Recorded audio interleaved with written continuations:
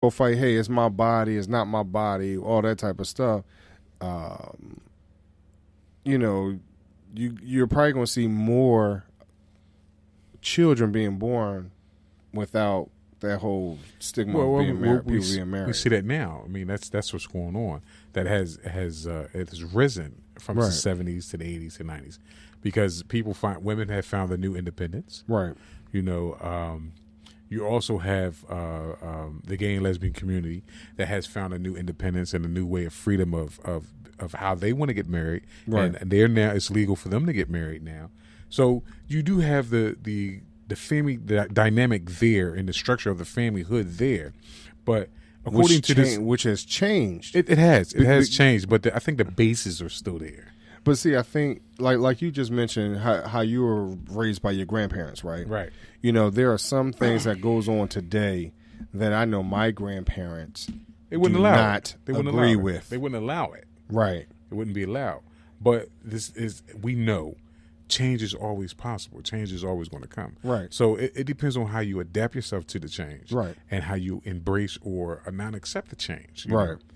But I was looking at some more figures right quick, and the lady was talking about since the 1970s, 16.7% of every 100,000 in 2000 was refined as relatable to not being divorced. And these are, she's talking about, well, let me tell you where the study was done at first. Okay. The study was done by the National Center for Family and Marriage Research at Bowling Green State University. So I think it's a little unbiased, correct? Because everything they said is that the white community, not the community, but the white couples, their marriage was last longer is because of. But is that because of, if you watch these old movies in the 50s and the 70s where the husband came home, he did all the work, and he worked, he came home, and the wife took care of everything. Right. Opposed to how you see black couples back in the 60s and 70s. We were fighting for civil rights. We were fighting for equal this. We were fighting for equal that. We were fighting for a lot of different things. So, right. And our women still raise families, opposed to, and nothing from our white sisters, our Caucasian counterparts, the women didn't have to do nothing but just sit there and cook. And I'm not saying this in a bad way, and I don't want anybody to take this the wrong way. So our women had to really fight and do a lot of things because everything that the man was going through, she was going through also, and the family went through. So also keep in mind that, and I think we've touched on this in the past, about the family structure of those of color. Most of the time was depleted. I'm not going all the way back to just slavery, but just in general, if you had your family down south, you might have gone, the male might have gone north to find work. Right. You get what I mean? Or might have gone west to find work. So a lot of times the family dynamic had changed anyway. In some cases. So all of a sudden your family strength starts to dissipate. Correct. To some degree. So I've ran across this other article, and I didn't mean to just jump off on demographics, but no, I ran across this other article, and it has a pie graph of black marriages in 2017. All right. So black men who married a black spouse was 85%.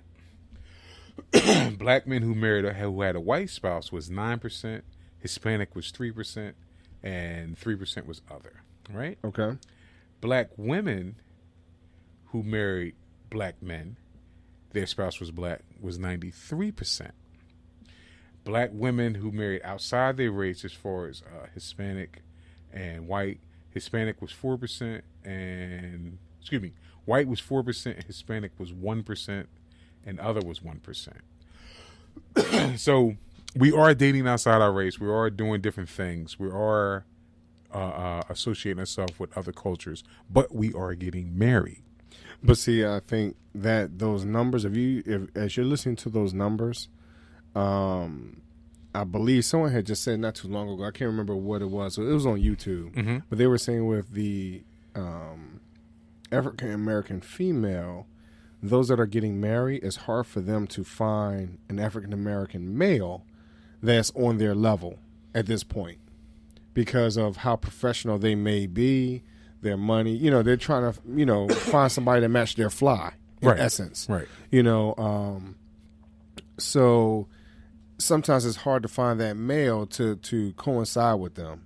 Also, because of them being in that professional state, a lot of times it might come off a little cocky. Yeah, you know, you know, maybe just a little more. As going back to my blog, you know, talking about one of the third reasons why marriages are not doing what they need to do, because the third reason was there's a second wave of feminism. You know, so in something like that, that will also create the imbalance, you know, inequality, you know, the viewpoint of, you know, of a mate that you're looking for, you know, white, black, Asian, it doesn't matter. So I think that's part of the other factor of marriage. Because even when you look at the black male, I think also the black male is a little more outgoing to just, look, you're a chick. You get what I mean? You know, in some cases. That is some of the brothers that don't understand and don't know. In reference to what? As far as being challenged. Because I'm men, and I applaud women that do the things that they do. Mm-hmm. You know, because not only have we came a long way with things that we had to overcome as black men, black women had to overcome a lot of stuff too. Right. So everybody has their time in life. Everybody has their time in this cycle that we're going through, you know, where they shine. You know? Some things may be miscrewed. And then you have some people doing certain things that take what they're doing a little too far. Mm-hmm. So it is great that women are where they at right now. You know. Oh no, it is. And it is a testament to what you can go through and still come on top. Yeah. You know. So as we look at these graphs, as we look at these things, people make graphs and pie graphs and charts and all this stuff to fit whatever they're talking about. They do. Yeah, it is up to us as we read this stuff and interpret this stuff to interpret it to the best of our ability and to the best of the knowledge that we have. Right. So when you look at something, more likely you're going to see, because of the first person that I had put up, the young lady, she was a white author, and when she put this stuff, everything was geared to what you say about how white couples are opposed to black and Latino couples. Mm-hmm. I'm also looking at a graph right now where it says black women are more likely to be married than white women. Right? Mm-hmm. But every graph that I ever see, 1970 was the turning point in all these graphs. Okay. So something happened during the 70s where either the black and white couple, the black couples went down, okay, or the white couples went up in each graph, or the black couples went up and the white couples went down. So, but it's something about that year, 1970, something was going on. Well, I know that at the end of 1969, at the end of the 60s, you had, again, I always, you know, I love the 60s. So you had everything that was going on. You had the war that was going on. You had the civil rights going on. You had a whole bunch of positive stuff going on. And then you had all these drugs that hit our streets. You had heroin, you had all type of weed and everything that was going on, and then free love. Okay. Mm-hmm. So 1970 was kind of like the start of that, and the end of those 60s. So 70, 71, people were saying, "Yeah, I'm going to do my own thing now." You had more feminist groups out. You had more independent groups out. You had more people doing this, doing that. So that, I think, contributed to the decline of the marriage structure itself, whether it be a white couple or a black couple or a Hispanic couple. So the blog that I'm reading from, mm-hmm. the gentleman's name is W. Bradford Wilcox. He's a Caucasian male, but he's a professor and director at the National Marriage Project. Okay. So he actually has another piece that he had written that was actually published in the New York Times. And he goes a little bit more in depth in reference to feminism, mm-hmm. And just with feminism, how has raised the expectations of women for their husbands and their fathers. Right. But also in that, which is very interesting, he also talks about faith. Right. And how religion has also increased the expectations of the husbands and the fathers. Mm-hmm. Now, again, that's all good. That's all fine and dandy. But what happens if someone doesn't meet that situation at that particular moment? Because everyone has a moment of weakness. Of course. So does that should that really be a situation where that really dictates whether or not you stay married longer or not? It's hard to say. I mean, because it's going to be to each his own. You get what I mean? I think a lot of it has to do with the fact that in that moment of weakness, it's the reaction to the moment of weakness. Right. So we both know that, if you do have a moment of weakness and something happens and your mate says, I don't want to deal with you no more behind the fact of whatever happened.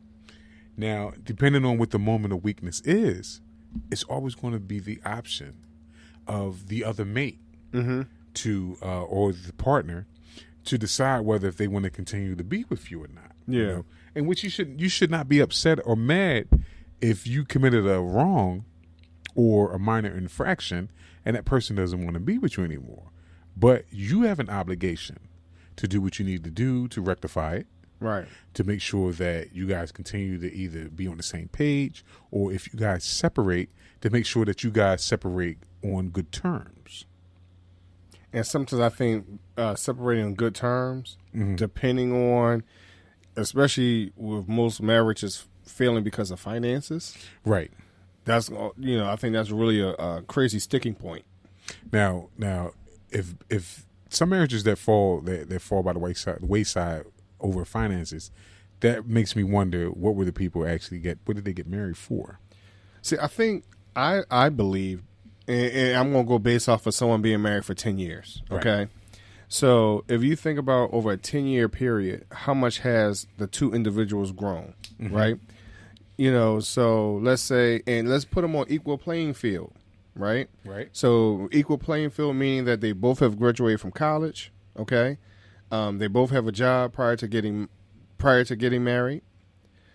The question becomes, what happens in that 10 years as far as them both pursuing their career? A lot of times, as they've been saying for some time, that the male is more likely to find or get into a higher paying job quicker, right? Right. So when it's time to separate, or they start thinking about them separating or whatever else, sometimes there's a disparity in finances. Sure. So, and it's like, well, look, you got your money, I got my money, let's, deuces. But then sometimes the friends come around and say, yo, get that spousal support. Yeah, right. I enjoy my, the way I was living. Yeah, but you weren't accustomed to that lifestyle. And you weren't accustomed to that lifestyle if it wasn't for the fact that I made you accustomed to that lifestyle. Yeah, so I think that's where the sticking point comes in. Right. So I believe that there are so many different ideas, attributes to why someone may decide to leave, to stay, and everything is not good or bad. Correct. I can't say, I don't want to stick my finger around and say, oh yeah, it's this, and this, because it's not like that for everybody. You can't put everybody in the same box. And even with everyone's relationship, everyone's marriage, that might, even like mine, again, I've been married 19 years. I mean, I really feel as though that my marriage is not the same as anyone else's. Well, it shouldn't be, because you figure that throughout those years, you would want to hope throughout the years that your marriage grows. Right. You don't want your marriage to decline. You don't want to lose interest with each other. Right. You don't want your marriage to be just a thing. Right. You want it to be something. You want it to be tangible. Right. So to have that and to be with somebody that long is and again itself a strong testament that what each other feels about each other. You know, so we was talking about, you mentioned feminism. So a lot of people may not know what feminism is. So I looked it up real quick.